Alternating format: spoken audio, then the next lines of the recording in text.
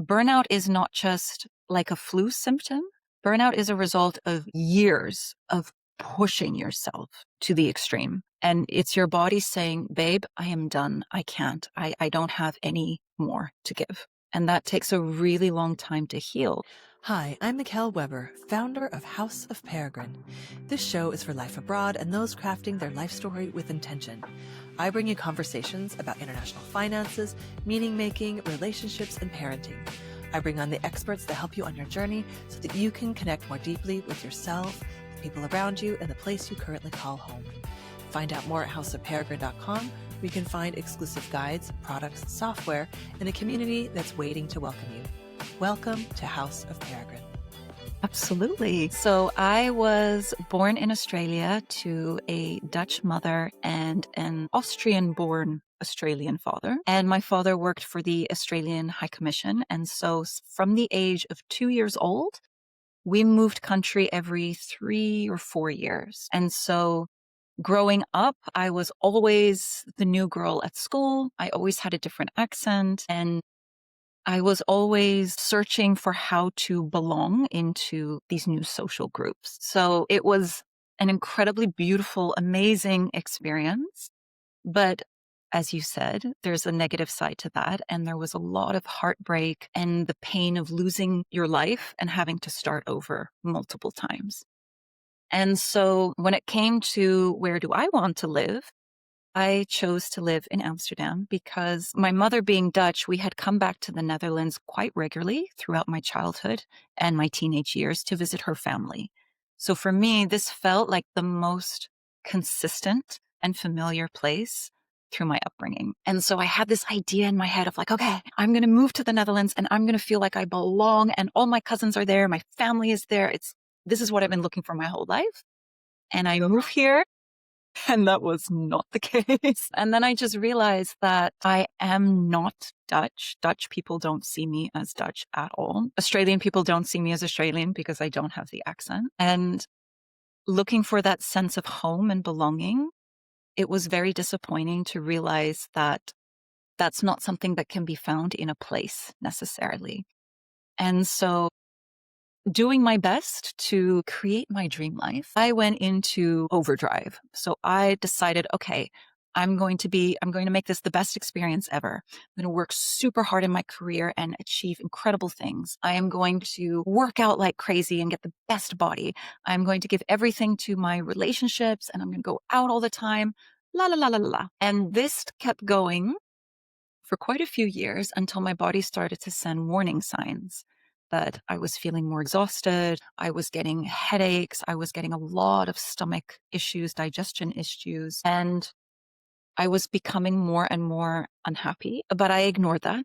And my intuition was flashing the lights saying something's not right. These people are not the people you're supposed to be with, but I didn't want to listen to that. So I kept going. I kept pushing until eventually my body collapsed into burnout. And this burnout lasted almost 3 years, took 3 years to fully recover from. And I lost everything I had worked so hard for. Relationship was gone, career was gone, home was gone, social circle gone, health was gone. I couldn't walk to the end of the street. Like, this is how intense it was. My nervous system had been under so much stress and pressure that I couldn't listen to music for about a year. I couldn't walk into a store for 6 months because the lights and the colors and the people, oh my God. So I really, really collapsed. And I remember being on my yoga mat in child's pose.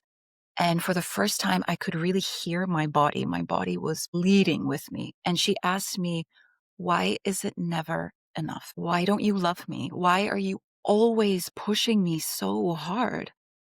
And in that moment, I made a promise to my body. I said, okay, from now on, I'm going to listen to you and you and I are going to do this together. And that was the beginning of me learning to really listen to my body, to honor my body, to respect my body, and just to understand how my energy actually works. And so from my burnout, the only thing I knew was I cannot go back to my corporate job. That's no longer an option. So when I asked myself, what do I really want to do? It was, I want to teach people to love their bodies. and to be in their bodies and to have a relationship where they're not pushing themselves and criticizing themselves and beating themselves up all the time, but just really caring for themselves on a deep somatic level. And so I started teaching yoga. I used yoga as a tool to help people to connect to what they were feeling. And that evolved into coaching and mentorship, into nervous system regulation, into energy work, into all sorts of modalities.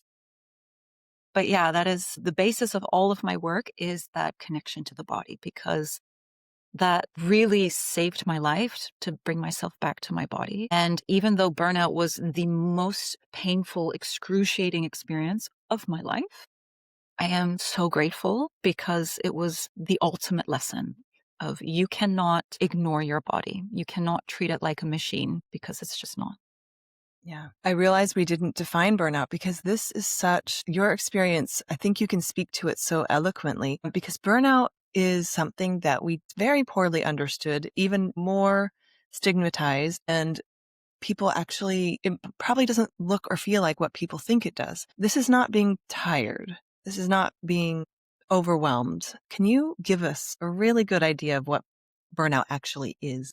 So, burnout is essentially a physical, mental, and emotional collapse in your body. So if we look at the nervous system and we imagine that there, for simplicity's sake, there are three main levels. So level one, we're regulated, right? We're relaxed in our body. We feel safe. This is where we feel creative, where we connect to other people, where we're happy. This is where we want to live. This is the good stuff.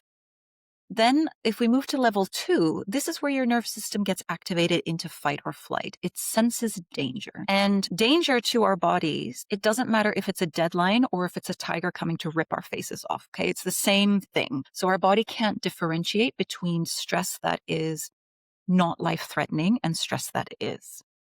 And so when we get activated into this fight or flight, cortisol pumps through, adrenaline pumps through, and all our energy goes into our muscles so we can fight for our lives or run for our lives. Brilliant system. However, we're not supposed to stay here. And in our modern world, a lot of people are living in this fight or flight state, that the level of stress becomes their new normal. And because all of that energy is going into your muscles, the other functions in your body are not working optimally. Your immune system is not working optimally. Your digestion is not, your hormones, all of that is being sacrificed to save you, right? We got to run away from the tiger.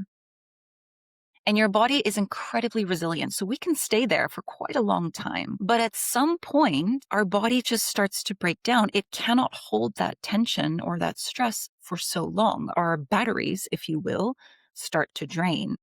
And then we go into level three, which is kind of this dorsal state. It's in the wild, if the tiger has gotten us, we go numb, right? We're preparing for death. It's like the body's saying, I cannot fight this anymore. I surrender.